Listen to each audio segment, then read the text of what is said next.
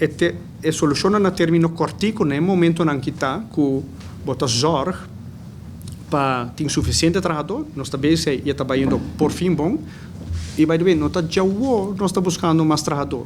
Tá de foral de ano passado, foral novembro, dezembro, acaba, nós está buscando roupa mais trabalhador, pero o mercado gewoon não tem, regional não tem, sowieso niet, tem tampouco, então o struggle que nós temos, Aruba também tem, Curaçao também tem. Pero Holanda também tem. E nós bronan para buscar trabalhador para botica, porque nós estamos marcados com lei holandês, no sistema está holandês, mas não pode buscar boticário ou gente que está trabalhando em botica, por exemplo, na América. Porque não está compatível. Pois, o trabalhador está dependente do mercado regional e está dependente do mercado holandês. And that's it. Então, Deus graças ao que nós estamos aqui, que nós estamos está cerrando o gap, as we speak, e nós temos o pensamento que nós podemos normalizar nos funcionando em 2 semanas. Seita solucionam a curto término, pero mirando que o problema que vai existir para o ano que está bem, nós temos solução andando e nós estamos bem com mais para término largo. Onde não está, que nós estamos iniciar ou reiniciar apothekersassistent opleiding via Fundação Maria Dal Academy. Nós estamos bezig com licença, não olvida, nós estamos leitando segundo a lei também holandês, não? Significa que também tem boa qualidade.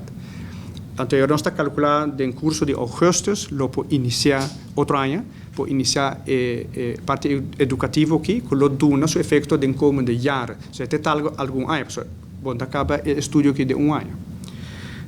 Se está unindo, é de 2. Nós estamos trabalhando em boudeservice. E boudeservice significa que o paciente foral está menos válido, que não pode ficar bom, ou que não tem transporte, que assim, agora nós saímos na receita, que nós podemos para entregar a receita na pessoa e na sua casa. Então, assim, nós podemos baixar a pressão riba vale. Então, agora nós podemos concentrar mais tempo riba o processo interno. Seita de 2 e de 3, nós estamos bem com automata para donar remédio.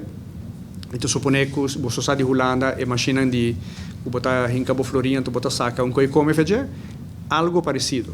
Onde que botar via o telefone ou via o e-mail, botar o code especial, e também sabe botar o remédio está claro, botar vai na máquina, botar pen o code e já botar saca o remédio, botar vai casa, pode ser durante o dia, pode ser madrugada, na hora que está comendo a pessoa.